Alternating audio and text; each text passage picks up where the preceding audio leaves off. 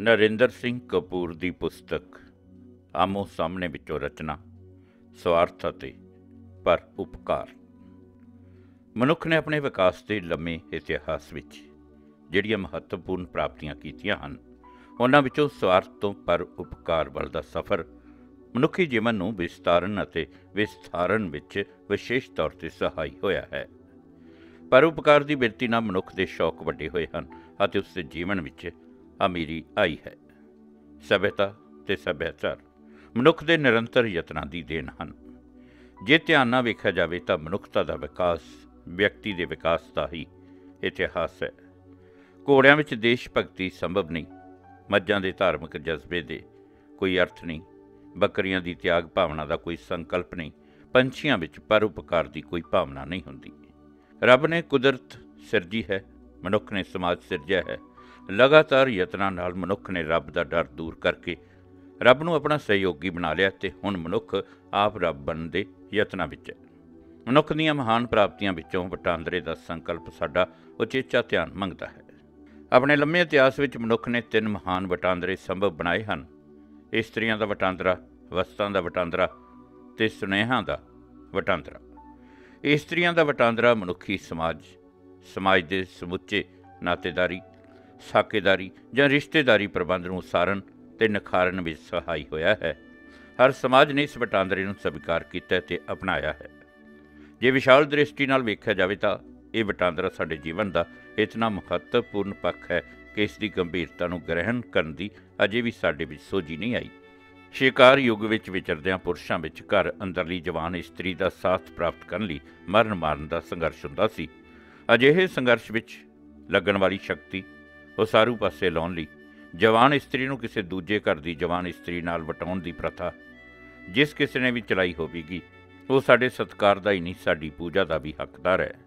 ਇਹ ਵਟਾਂਦਰਾ 2 ਪਰਿਵਾਰਾਂ ਤੱਕ ਹੀ ਸੀਮਤ ਨਹੀਂ, ਸਮੁੱਚਾ ਵਿਸ਼ਵ ਇਸ ਦੇ ਘੇਰੇ ਵਿੱਚ ਆਉਂਦਾ ਹੈ। ਜੇ ਕਿਸੇ ਪਰਿਵਾਰ ਵਿੱਚ ਕੇਵਲ ਧੀਆਂ ਹੀ ਹਨ, ਉਹ ਸਾਰੀਆਂ ਦੇ ਦਿੱਤੀਆਂ ਜਾਣਗੀਆਂ, ਪਰ ਅਗਲੀ ਜਾਂ ਉਸ ਤੋਂ ਅਗਲੀ ਪੀੜ੍ਹੀ ਵਿੱਚ ਜਦੋਂ ਵੀ ਪੁੱਤਰ ਜਨਮ ਲੈਣਗੇ, ਉਹਨਾਂ ਨੂੰ ਕਿਸੇ ਨਾ ਕਿਸੇ ਦੀਆਂ ਧੀਆਂ ਪਤਨੀਆਂ ਵਜੋਂ ਪ੍ਰਾਪਤ ਹੋ ਜਾਣਗੀਆਂ। ਸਮੇਂ ਦੇ ਬੀਤਣ ਨਾਲ ਇਸ ਵਟਾਂਦਰੇ ਦਾ ਖੇਤਰ ਫੈਲ ਕੇ ਸਾਰੀ ਲੁਕਾਈ ਤੱਕ ਪਸਰ ਗਿਆ ਹੈ। ਵਸਤਾਂ ਦੇ ਵਟਾਂਦਰੇ ਉੱਪਰ ਸਾਰੇ ਸੰਸਾਰ ਦਾ ਆਰਥਿਕ ਪ੍ਰਬੰਧ ਉਸਰਿਆ ਹੋਇਆ ਹੈ। ਹਰ ਇੱਕ ਵਿਅਕਤੀ ਅਜਿਹੇ ਵਟਾਂਦਰੇ ਦੇ ਘੇਰੇ ਵਿੱਚ ਆਉਂਦਾ ਹੈ। ਹਰ ਕਿਸੇ ਨੂੰ ਕੁਝ ਨਾ ਕੁਝ ਖਰੀਦਣ ਦੀ ਲੋੜ ਪੈਂਦੀ ਹੈ ਅਤੇ ਹਰ ਕਿਸੇ ਕੋਲ ਕੁਝ ਨਾ ਕੁਝ ਵੇਚਣ ਲਈ ਹੁੰਦਾ ਹੈ, ਅਤੇ ਇਵੇਂ ਦੁਨੀਆ ਦਾ ਕਾਰੋਬਾਰ ਚੱਲ ਰਿਹਾ ਹੈ। ਇਸ ਵਟਾਂਦਰੇ ਨੇ ਮਨੁੱਖੀ ਵਿਹਾਰ ਨੂੰ ਨੇਮਬੱਧ ਕੀਤਾ ਹੈ। ਆਲੇ ਦੁਆਲੇ ਝਾਤ ਮਾਰ ਕੇ ਵੇਖੋ, ਹਰ ਵਿਅਕਤੀ ਹਰ ਵੇਲੇ ਵਸਤਾਂ ਦੇ ਵਿਭਿੰਨ ਵਟਾਂਦਰਿਆਂ ਵਿੱਚ ਰੁੱਝਿਆ ਹੋਇਆ ਹੈ। ਕੋਈ ਆਪਣੀ ਉਪਜ ਵੇਚ ਰਿਹਾ ਹੈ, ਕੋਈ ਆਪਣਾ ਗਿਆਨ ਅਤੇ ਕੋਈ ਆਪਣੀ ਸਰੀਰਕ ਸ਼ਕਤੀ। ਜਦੋਂ ਮਨੁੱਖ ਬਹੁਤ ਛੋਟੇ ਘੇਰੇ ਵਿੱਚ ਰਹਿੰਦਾ ਸੀ ਤਾਂ ਉਸ ਕੋਲ ਵਟਾਂਦਰੇ ਲਈ ਵਸਤਾਂ ਸੀਮਤ ਸਨ। ਜਦੋਂ ਵਸਤਾਂ ਵਿੱਚ ਕੁਝ ਵੰਨ-ਸੁਵੰਨਤਾ ਆਈ ਤਾਂ ਵਸਤਾਂ ਦੇ ਬਦਲੇ ਵਸਤਾਂ ਦਾ ਵਿਸ਼ਾਲ ਪੱਧਰ 'ਤੇ ਵਟਾਂਦਰਾ ਸੰਭਵ ਹੋਇਆ। ਜਦੋਂ ਆਬਾਦੀਆਂ ਵੱਡੀਆਂ ਹੋ ਗਈਆਂ ਅਤੇ ਵਸਤਾਂ ਭਾਂਤ-ਭਾਂਤ ਦੀਆਂ ਹੋ ਗਈਆਂ ਤਾਂ ਵਸਤਾਂ ਦਾ ਰੁਪਏ ਪੈਸੇ ਨਾਲ ਅਤੇ ਰੁਪਏ ਪੈਸੇ ਦਾ ਵਸਤਾਂ ਨਾਲ ਵਟਾਂਦਰਾ ਸੰਭਵ ਹੋਇਆ। ਅਤੇ ਅਜਿਹੇ ਵਟਾਂਦਰਿਆਂ ਵਿੱਚ ਨਾ ਕੇਵਲ ਤੇਜ਼ੀ ਆਈ, ਸਗੋਂ ਦੂਰ ਦਰਾਡੀਆਂ ਥਾਵਾਂ ਨਾਲ ਵਟਾਂਦਰਾ ਕਰਨ ਦੀਆਂ ਸੰਭਾਵਨਾਵਾਂ ਵੀ ਉਪਜੀਆਂ। ਹੁਣ ਵੱਖ-ਵੱਖ ਦੇਸ਼, ਵੱਖ-ਵੱਖ ਨਾਮਾਂ ਵਾਲੀਆਂ ਮੰਡੀਆਂ ਹਨ ਜਿੱਥੇ ਭਾਂਤ-ਸੁਭਾਂਤ ਦੇ ਵਟਾਂਦਰੇ ਹੋ ਰਹੇ ਹਨ। ਸੁਨੇਹਾਂ ਦਾ ਵਟਾਂਦਰਾ ਸੰਕੇਤਾਂ ਅਤੇ ਭਾਸ਼ਾ ਉੱਤੇ ਉਸਰਿਆ ਹੋਇਆ ਹੈ। ਸੁਨੇਹਾਂ ਦੇ ਵਟਾਂਦਰੇ ਨਾਲ ਸਮਾਜ ਉਸਰੇ ਹਨ, ਲੈਣ ਦੇਣ ਸੰਭਵ ਹੋਇਆ, ਆਦਾਨ ਪ੍ਰਦਾਨ ਦੀਆਂ ਸੰਭਾਵਨਾਵਾਂ ਉਜਾਗਰ ਹੋਈਆਂ ਹਨ, ਕਲਾ ਅਤੇ ਸਾਹਿਤ ਦਾ ਨਿਰਮਾਣ ਹੋਇਆ ਹੈ। ਸੁਨੇਹਾਂ ਦੇ ਵਟਾਂਦਰੇ ਵਿੱਚ ਉਹ ਸਾਰੇ ਵਰਤਾਰੇ ਆ ਜਾਂਦੇ ਨੇ ਜਿਨ੍ਹਾਂ ਰਾਹੀਂ ਮਨੁੱਖ ਆਪਣੇ ਦਿਲ, ਮਨ ਅਤੇ ਬੁੱਧੀ ਦੇ ਭਾਵ, ਸੂਝ ਅਤੇ ਤਰਕ ਦਾ ਲੈਣ ਦੇਣ ਕਰਦਾ ਹੈ। ਜੇ ਮਨੁੱਖਾਂ ਵਿਚਕਾਰ ਸੁਨੇਹਾਂ ਦਾ ਵਟਾਂਦਰਾ ਸੰਭਵ ਨਾ ਹੁੰਦਾ ਤਾਂ ਮਨੁੱਖਾਂ ਨੇ ਨਿਰੰਤਰ ਲੜਦੇ ਝਗੜਦੇ ਰਹਿਣਾ ਸੀ। ਸਭ ਪ੍ਰਕਾਰ ਦਾ ਸੰਚਾਰ ਸੁਨੇਹਾਂ ਦੇ ਵਟਾਂਦਰੇ ਦੀ ਵਿਉਂਤ ਉੱਤੇ ਉਸਰਿਆ ਹੋਇਆ ਹੈ।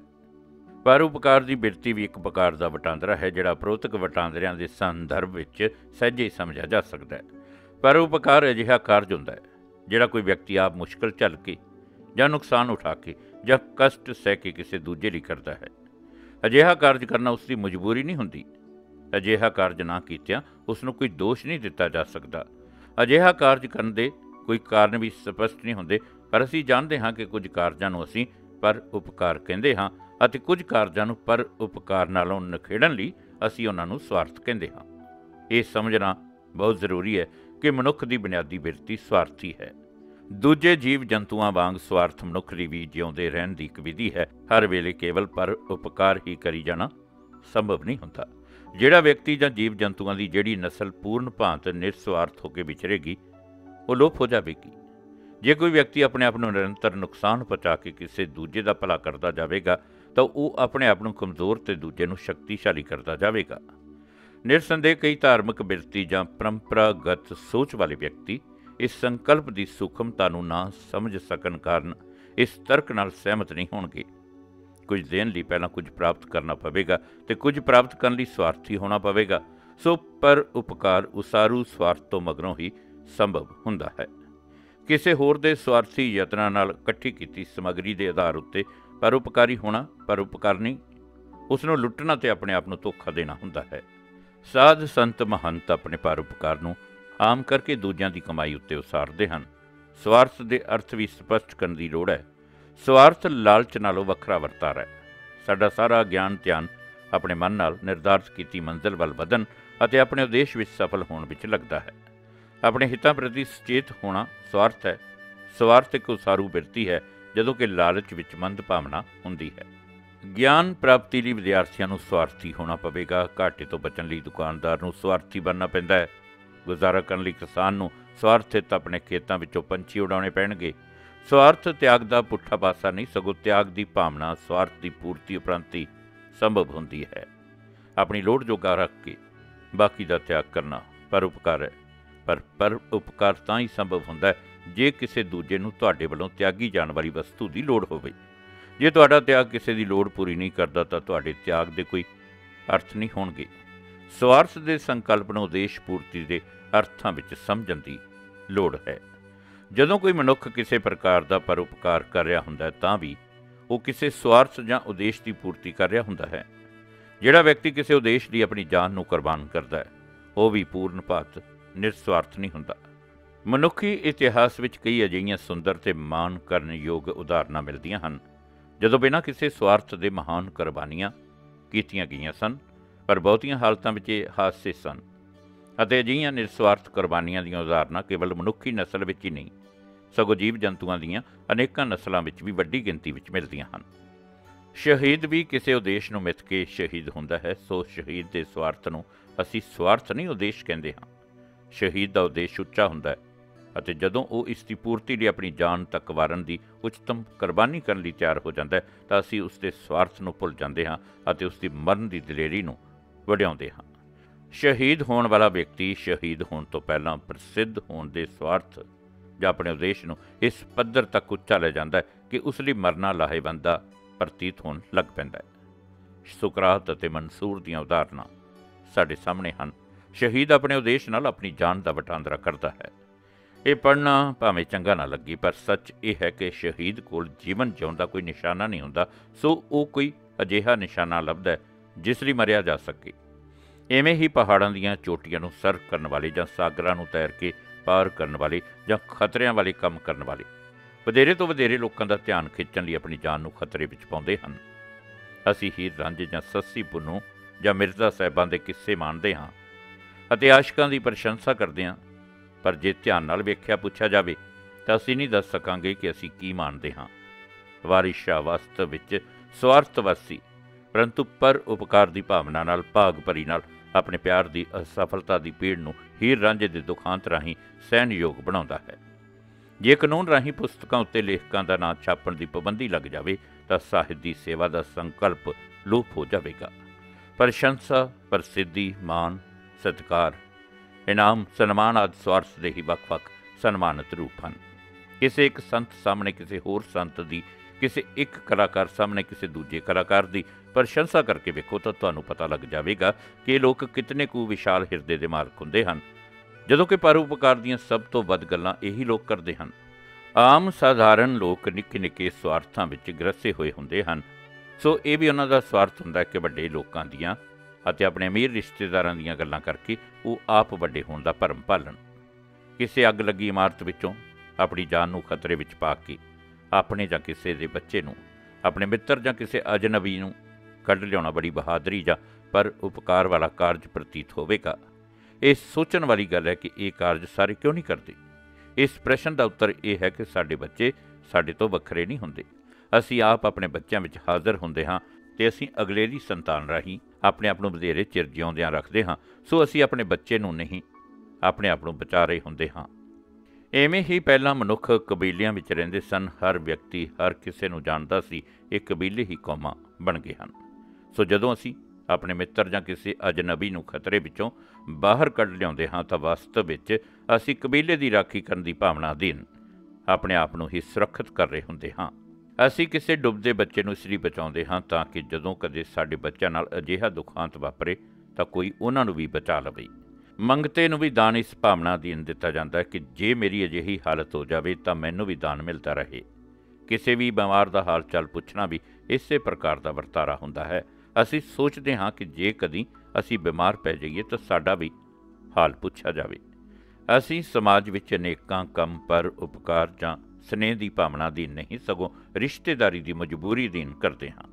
ਅਜਿਹਾ ਕਾਰਜ ਕਰਨ ਦੀ ਸਾਡੀ ਕੋਈ ਸੁਤੰਤਰ ਰੁਚੀ ਨਹੀਂ ਹੁੰਦੀ। ਕਿਸੇ ਦੀ ਅਰਥੀ ਨਾਲ ਜਾਂ ਕਿਸੇ ਦੇ ਭੋਗ ਉੱਤੇ ਵੀ ਬਹੁਤੀਆਂ ਹਾਲਤਾਂ ਵਿੱਚ ਅਸੀਂ ਮਜਬੂਰੀ ਅਧੀਨ ਜਾਂ ਵਾਰੀ ਲਾਉਣ ਜਾਂ ਵਾਰੀ ਚੜ੍ਹਾਉਣ ਲਈ ਜਾਂਦੇ ਹਾਂ। ਸ਼ਗਨ ਦੇਣ ਪਿੱਛੇ ਵੀ ਭਾਵਨਾ ਇਹੀ ਹੁੰਦੀ ਹੈ। ਪਤੀ ਪਤਨੀ ਦਾ ਰਿਸ਼ਤਾ ਵੀ ਇਸੇ ਆਧਾਰ ਉੱਤੇ ਉਸਰਿਆ ਹੁੰਦਾ ਹੈ। ਪਤੀ ਪਤਨੀ ਨੂੰ ਮਾਇਕ ਸੁਰੱਖਿਆ ਦਿੰਦਾ ਹੈ, ਉਸ ਦੇ ਸਰੀਰ ਦਾ ਸਾਥ ਮਾਨਣ ਲਈ। ਪਤਨੀ ਪਤੀ ਨੂੰ ਸਰੀਰਕ ਸਾਥ ਦਿੰਦੀ ਹੈ, ਸੁਰੱਖਿਆ ਮਾਨਣ ਲਈ। ਰਿਸ਼ਤੇ ਸਮੇਂ ਪ੍ਰਸ਼ੰਸਾ ਪ੍ਰਾਪਤੀ ਦੇ ਸਵਾਰਥ ਅਧੀਨ ਕਈ ਲੋਕ ਫੜ ਮਾਰਦੇ ਹਨ ਕਿ ਅਸੀਂ ਆਪਣੀ ਨੂੰਹ ਨੂੰ ਧੀ ਬਣਾ ਕੇ ਰੱਖਾਂਗੇ। ਮੇਰੀ ਉਹਨਾਂ ਨੂੰ ਬੇਨਤੀ ਹੈ ਕਿ ਜੇ ਉਹ ਨੂੰਹ ਵਾਲਾ ਸਤਿਕਾਰ ਹੀ ਦਿੰਦੇ ਰਹਿਣ ਤਾਂ ਵੀ ਉਹਨਾਂ ਦੀ ਮਿਹਰਬਾਨੀ ਹੋਵੇਗੀ। ਆਪਣੀਆਂ ਬੁਨਿਆਦੀ ਲੋੜਾਂ ਪੂਰੀਆਂ ਕਰਨ ਉਪਰੰਤ ਮਨੁੱਖ ਪ੍ਰਸ਼ੰਸਾ ਪ੍ਰਾਪਤੀ ਦੇ ਲੰਮੇ ਸਫ਼ਰ 'ਤੇ ਨਿਕਲਦਾ ਹੈ। ਉਹ ਮਿਹਨਤ ਕਰਦਾ ਹੈ, ਪਰ ਮਿਹਨਤ ਦਾ ਫਲ ਨਾਲੋਂ ਨਾਲ ਲੈਣ ਦੇ ਬਾਵਜੂਦ ਉਹ ਪ੍ਰਸ਼ੰਸਾ ਦਾ ਮੋਹ ਨਹੀਂ ਤਿਆਗਦਾ। ਇਹ ਇੱਕ ਅਜਿਹਾ ਸਵਾਰਥ ਹੈ ਜਿਸ ਦੀ ਕੋਈ ਸੀਮਾ ਨਹੀਂ। ਪੂਜਾ ਪਾਠ ਵੀ ਸਵਾਰਥ ਤੋਂ ਮੁਕਤ ਨਹੀਂ ਹੁੰਦਾ। ਪੂਜਾ ਪਾਠ ਤਾਂ ਸਵਾਰਥ ਤੋਂ ਬਿਨਾਂ ਸੰਭਵ ਹੀ ਨਹੀਂ, ਕਿਉਂਕਿ ਪੂਜਾ ਪਾਠ ਤੋਂ ਝੱਟ ਮਗਰੋਂ ਅਸੀਂ ਦੇਵੀ ਦੇਵਤੇ ਅੱਗੇ ਆਪਣੀਆਂ ਮੰਗਾਂ ਦੀ ਸੂਚੀ ਪੜ੍ਹਨ ਲੱਗ ਪੈਂਦੇ ਹਾਂ। ਕਈ ਮੁਕਤੀ ਪ੍ਰਾਪਤੀ ਲਈ, ਸਵਰਗ ਜਾਣ ਲਈ ਜਾਂ ਇਸ ਨਾਸ਼ਮਾਨ ਸੰਸਾਰ ਤੋਂ ਚਲੇ ਜਾਣ ਉਪਰੰਤ ਯਾਦ ਰੱਖੇ ਜਾਣ ਲਈ ਸਾਰਾ ਜੀਵਨ ਦਾਅ 'ਤੇ ਲਾ ਦਿੰਦੇ ਹਨ। ਸੱਚ ਤਾਂ ਇਹ ਹੈ ਕਿ ਮਹਾਨ ਉਹ ਹੈ ਜਿਸ ਦੇ ਦੂਰੋਂ ਦਰਸ਼ਨ ਕੀਤੇ ਜਾਂਦੇ ਹਨ। ਨੇੜੇ ਜਾਣ ਉੱਤੇ ਹਰ ਅਜੋਕਾ ਮਹਾਂਪੁਰਸ਼ ਨਿਰਾਸ਼ ਕਰਦਾ ਹੈ। ਅਜੋਕੇ ਮਹਾਂਪੁਰਸ਼ਾਂ ਦੀ ਲਾਲਸਾ, ਸਵਾਰਥ ਅਤੇ ਈਰਖਾ ਵੇਖ ਕੇ ਸਧਾਰਨ ਵਿਅਕਤੀ ਦੰਗ ਹੀ ਨਹੀਂ ਰਹਿ ਜਾਂਦਾ, ਪਰੇਸ਼ਾਨ ਵੀ ਹੋ ਜਾਂਦਾ ਹੈ। ਪਿਆਰ ਦੇ ਅਨੁਭਵ ਵਿੱਚ ਸਾਨੂੰ ਭੁਲੇਖਾ ਹੁੰਦਾ ਹੈ ਕਿ ਅਸੀਂ ਕਿਸੇ ਨੂੰ ਪਿਆਰ ਕਰਦੇ ਹਾਂ। ਵਾਸਤਵ ਵਿੱਚ ਅਸੀਂ ਆਪਣੇ ਆਪ ਨੂੰ ਹੀ ਪਿਆਰ ਕਰਦੇ ਹਾਂ। ਅਸੀਂ ਆਪਣੇ ਆਪ ਨੂੰ ਹੀ ਪਛਾਣਦੇ ਹਾਂ, ਨਿਹਾਰਦੇ ਹਾਂ, ਮਾਣਦੇ ਹਾਂ। ਕਾਮ ਸੰਭੋਗ ਵਿੱਚ ਸਾਨੂੰ ਦੂਜੀ ਧਿਰ ਤੋਂ ਕੁਝ ਵੀ ਪ੍ਰਾਪਤ ਨਹੀਂ ਹੁੰਦਾ। ਸਭ ਕੁਝ ਸਾਡੇ ਅੰਦਰ ਹੀ ਵਾਪਰਦਾ ਹੈ। ਦੂਜੀ ਧਿਰ ਸ਼ੀਸ਼ੇ ਦਾ ਰੋਲ ਨਿਭਾਉਂਦੀ ਹੈ, ਉਸ ਵਿੱਚੋਂ ਅਸੀਂ ਆਪਣੇ ਆਪ ਨੂੰ ਪਛਾਣਦੇ ਹਾਂ। ਪ੍ਰੇਮੀਆਂ ਵਿੱਚ ਈਰਖਾ ਜਾਂ ਸਵਾਰਥ ਜਾਂ ਸਾੜੀ ਦੀ ਭਾਵਨਾ ਦਾ ਉਲੇਖ ਕਰਨ ਦੀ ਲੋੜ ਨਹੀਂ। ਸਵਾਰਥ ਦੇ ਇਸੇ ਆਧਾਰ ਉੱਤੇ ਅਸੀਂ ਆਪਣੇ ਧਰਮ, ਦੇਸ਼ ਜਾਂ ਬੋਲੀ ਨੂੰ ਪਿਆਰ ਕਰਦੇ ਹਾਂ। ਇਹ ਸਾਡੀ ਹੋਂਦ ਅਤੇ ਪਛਾਣ ਦੇ ਆਧਾਰ ਹੁੰਦੇ ਹਨ। ਇਹਨਾਂ ਲਈ ਅਸੀਂ ਤਾਂ ਹੀ ਲੜਦੇ ਹਾਂ ਕਿਉਂਕਿ ਇਹਨਾਂ ਦੇ ਖੋਹੇ ਜਾਣ ਉੱਤੇ ਸਾਡੀ ਪਛਾਣ ਮੁੱਕ ਜਾਵੇਗੀ। ਜੰਗ ਵਿੱਚ ਫੌਜੀ ਬਹਾਦਰੀ ਅਧੀਨ ਦੁਸ਼ਮਣ ਨੂੰ ਨਹੀਂ ਮਾਰਦਾ, ਸਗੋਂ ਆਪ ਮਾਰੇ ਜਾਣ ਦੇ ਡਰ ਅਧੀਨ ਦੁਸ਼ਮਣ ਨੂੰ ਮਾਰਦਾ ਹੈ। ਸੱਪ ਨੂੰ ਵੇਖ ਕੇ ਅਸੀਂ ਆਪਣੀ ਜਾਨ ਨੂੰ ਬਣਿਆ ਖਤਰਾ ਟਾਲਣ ਲਈ ਇੱਕ ਦੂਜੇ ਦਾ ਸੱਪ ਨੂੰ ਮਾਰਨ ਲਈ ਸਾਥ ਦਿੰਦੇ ਹਾਂ। ਇਹ ਸਾਥ ਦੂਜੇ ਸਾਥਾਂ ਵਾਂਗ ਹੀ ਸਵਾਰਥ ਅਧੀਨ ਹੁੰਦਾ ਹੈ। ਜਦੋਂ ਦੋ ਵਿਅਕਤੀ ਇਕੱਠੇ ਜਾ ਰਹੇ ਹੋਣ ਤਾਂ ਅਚੇਤ ਹੀ ਅਣਬੋਲੇ ਸਮਝੌਤੇ ਅਧੀਨ ਇੱਕ ਵਿਅਕਤੀ ਦੂਜੇ ਦਾ ਅੰਗ ਰੱਖਿਅਕ ਬਣ ਜਾਂਦਾ ਹੈ। ਕਈ ਵਾਰੀ ਆਪਣੇ ਪਾਲਤੂ ਜਾਨਵਰ ਨੂੰ ਬਚਾਉਣ ਵਾਸਤੇ ਵੀ ਆਪਣੀ ਜਾਨ ਨੂੰ ਖਤਰੇ ਵਿੱਚ ਪਾਇਆ ਜਾਂਦਾ ਹੈ। ਅਜਿਹਾ ਅਸੀਂ ਤਾਂ ਕਰਦੇ ਹਾਂ ਕਿਉਂਕਿ ਉਹ ਜਾਨਵਰ, ਉਦਾਹਰਨ ਵਜੋਂ ਕੁੱਤਾ, ਗਊ, ਮੱਝ ਜਾਂ ਘੋੜਾ ਆਦਿ ਸਾਡੇ ਬੱਚੇ ਜਾਂ ਧੀ ਜਾਂ ਮਾਂ ਜਾਂ ਭਰਾ ਦਾ ਬਦਲ ਹੁੰਦਾ ਹੈ। ਉਸੇ ਨਾਲ ਸਾਡਾ ਸੰਬੰਧ ਪਰਸਪਰ ਪਿਆਰ ਵਾਲਾ ਹੁੰਦਾ ਹੈ। ਕਿਸੇ ਹੋਰ ਦੇ ਜਾਨਵਰ ਨੂੰ ਬਚਾਉਣ ਦਾ ਖਤਰਾ ਅਸੀਂ ਮੁੱਲ ਨਹੀਂ ਲੈਂਦੇ। ਨਿਰਾਸ਼, ਉਦਾਸ ਤੇ ਵਿਧਵਾ ਇਸਤਰੀ ਪੂਜਾ ਪਾਠ ਇਸ ਲਈ ਵਧੇਰੇ ਕਰਦੀ ਹੈ ਕਿਉਂਕਿ ਉਹ ਕਦੇ ਨਾ ਵਿਛੜਨ ਵਾਲੇ ਪਰਮਾਤਮਾ ਨੂੰ ਆਪਣਾ ਪਤੀ ਸਮਝ ਕੇ ਆਪਣੇ ਸੁਹਾਗਣ ਹੋਣ ਦਾ ਭਰਮ ਭਾਲਦੀ ਹੈ। ਨਿਰਸੰਤਾਨ ਇਸਤਰੀ ਆਪਣੀ ਅਸਫਲਤਾ ਨੂੰ ਛੁਪਾਉਣ ਲਈ ਇੱਕ ਸਕੂਲ ਖੋਲ੍ਹ ਕੇ ਅਨੇਕਾਂ ਬੱਚਿਆਂ ਦੀ ਮਾਂ ਬਣ ਜਾਂਦੀ ਹੈ। ਕਈ ਲੋਕ ਧਰਮਸ਼ਾਲਾ ਜਾਂ ਹਸਪਤਾਲ ਜਾਂ ਸਕੂਲ, ਕਾਲਜ ਆਦਿ ਖੋਲ੍ਹ ਕੇ ਆਪਣੇ ਘਰ ਜਾਂ ਪਰਿਵਾਰ ਨੂੰ ਵੱਡਾ ਕਰਨ ਦਾ ਅਹਿਸਾਸ ਪਾਲਦੇ ਹਨ। ਆਨੰਦਮਈ ਜੀਵਨ ਲਈ ਆਦਰਸ਼ਮਈ ਭਰਮ ਬਹੁਤ ਜ਼ਰੂਰੀ ਹੁੰਦੇ ਹਨ। ਰੱਬ, ਸਵਰਗ, ਮੁਕਤੀ, ਆਤਮਾ ਆਦਿ ਸਾਰੇ ਭਰਮ ਹਨ, ਪਰ ਇਹਨਾਂ ਭਰਮਾਂ ਨੇ ਸਾਨੂੰ ਟੇਕ ਅਤੇ ਤਰਵਾਸ ਦਿੱਤੀ ਹੁੰਦੀ ਹੈ। ਇਸ ਲੇਖ ਦਾ ਉਦੇਸ਼ ਪਰ ਉਪਕਾਰ ਦੇ ਮਹੱਤਵ ਨੂੰ ਨਕਾਰਨਾ ਨਹੀਂ, ਸਗੋਂ ਸਵਾਰਥ ਦੇ ਪਰ ਉਪਕਾਰੀ ਮਹੱਤਵ ਨੂੰ ਉਜਾਗਰ ਕਰਨਾ ਹੈ। ਸਾਨੂੰ ਦੂਜਿਆਂ ਦੇ ਸਵਾਰਥ ਦਾ ਧਿਆਨ ਰੱਖਣਾ ਚਾਹੀਦਾ ਹੈ। ਇਸ ਸਵਾਰਥ ਪੂਰਤੀ ਉਪਰੰਤ ਹੀ ਉਹਨਾਂ ਵਿੱਚ ਪਰ ਉਪਕਾਰ ਦੀ ਭਾਵਨਾ ਉਪਜੇਗੀ। ਜਿਹੜੇ ਆਪਣੇ ਸਵਾਰਥ ਨੂੰ ਬਹੁਤ ਵਧਾ ਲੈਂਦੇ ਹਨ, ਉਹ ਪਰ ਉਪਕਾਰ ਦੇ ਅਨੇਕਾਂ ਅਵਸਰ ਗੁਆ ਦਿੰਦੇ ਹਨ।